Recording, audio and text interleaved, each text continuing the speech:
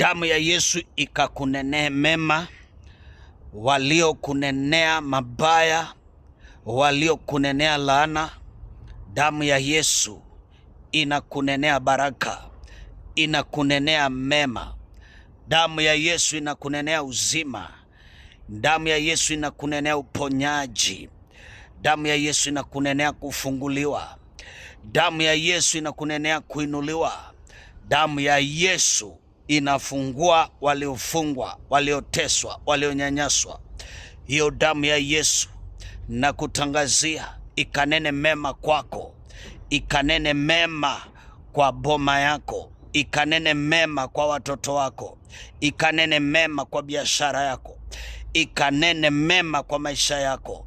Damu ya msalaba inanena mema kuliko damu ya Abeli. Inene mema siku ya leo juu ya maisha yako kwa jina la Yesu. Amen.